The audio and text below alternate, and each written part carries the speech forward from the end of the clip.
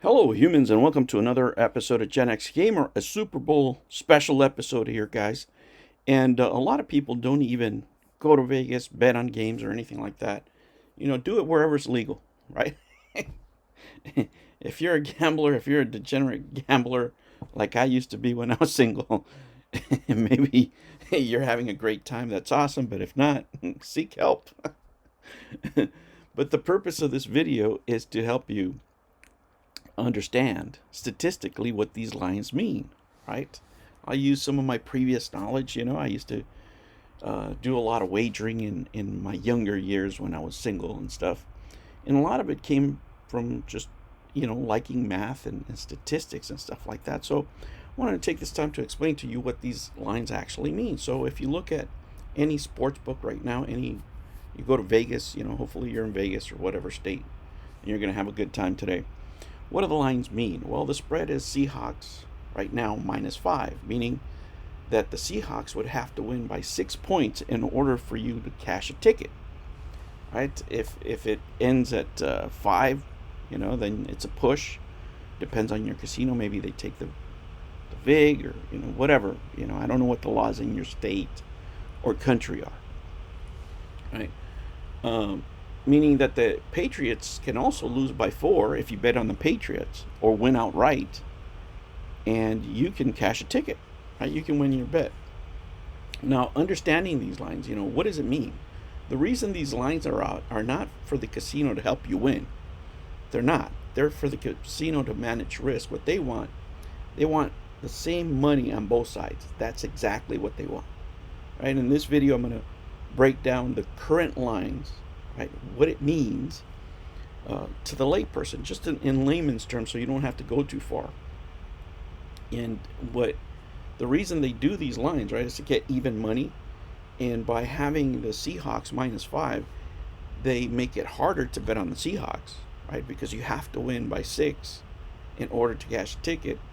It's more attractive to the Patriots because they need more Patriot money to balance, right? They want to keep the commission on both sides of the end, right? Every time you bet, there's the vig. It's usually, 110. Whenever you bet 100. So there's a $10 difference, if you will, and that's their commission, 10%. So they want to keep the books balanced in order to do that. Now, it's important to know that this move doesn't mean that Seattle just got stronger. It just got a better team. It just means that bettors have forced the adjustment. The amounts of money coming in on Seattle have forced the scale to be balanced again, right? That's what it actually means. When they first put out a number, and I'll give you a little bit of background so you can see how some casinos work. Not all of them, but some of them, right? The old school casinos. Now everything's online, but back in the day, they would take like the most respected bettors out there, like the real professional bettors, and they would let them bet first, right? The casino has their own statisticians and whatever, their own line makers, their own bookmakers, and they come out with a number, right? And they'll say, okay, well, it's Seattle, say Seattle -3, right?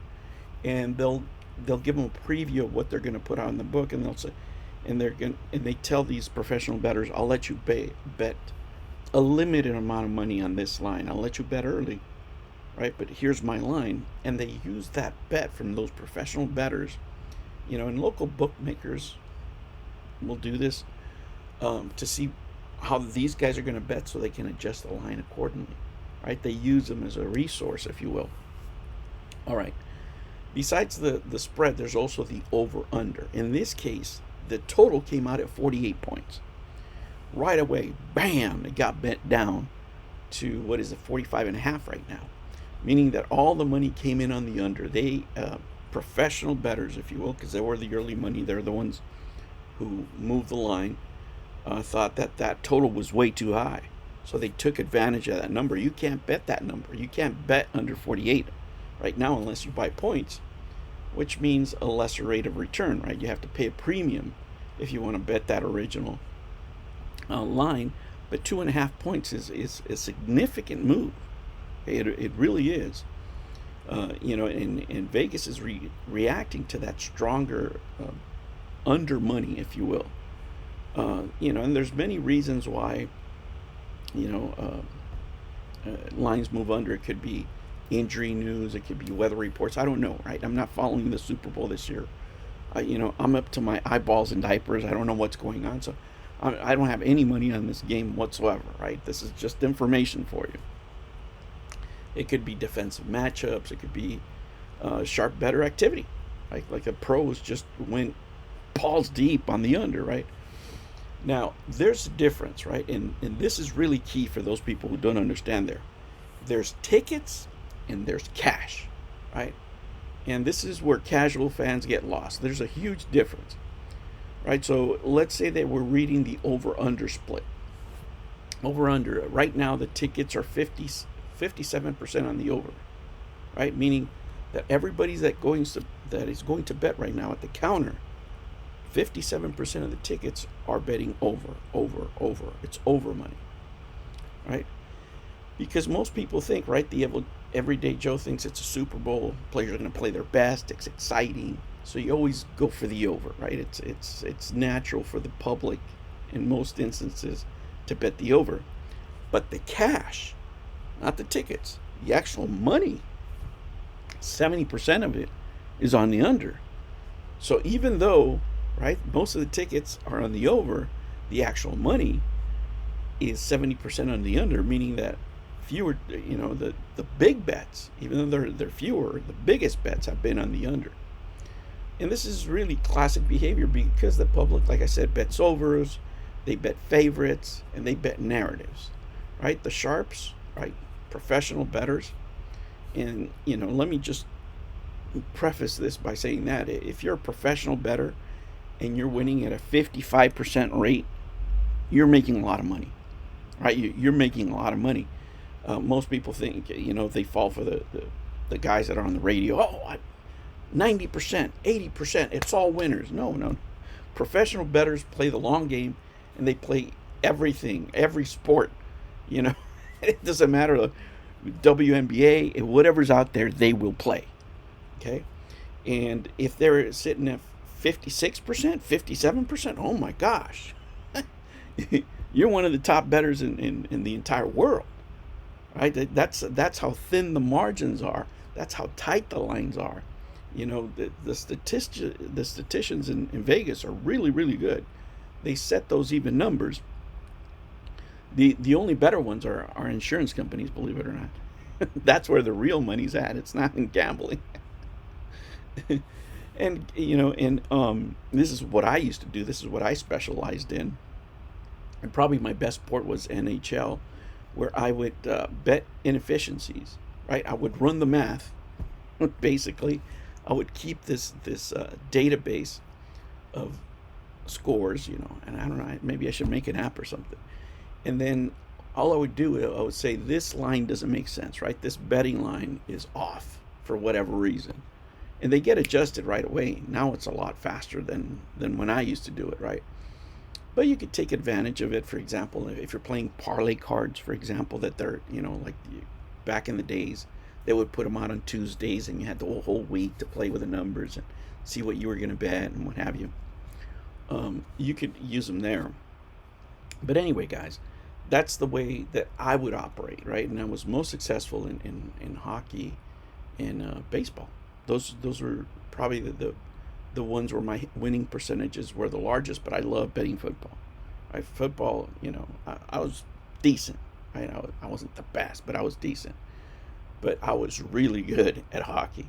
Regardless, guys, Vegas trusts cash, not tickets. They're there to make money, right? They'll take positions. If they don't move a line, and they know that the public is going to come in on the other side and bet as much as they want, they'll leave it alone, right? But in this case, they had to move the line because the line was significant, right? Now, what's the spread of cash versus the picks, right? The spread on the picks is about 50-50, right? The spread of cash is 58%, and this tells you that the bets are roughly even, right, on both sides. Slightly more money is leaning one way, in this case, the Seahawks. And it looks like Vegas, at least for the spread, is comfortable, with this number. Now, this is, I think it's 80% tickets and 55% cash. That would scream public trap, right? But you don't have that here because it's 50-50, right? It's 50-50. So, they're pretty happy with that outcome there. Now, what does a line movement mean in plain English, right? The spread moves, it means that there's pressure on one side, right? So in this case, there was pressure on Seattle to move from 4 to 5, right? That's the pressure.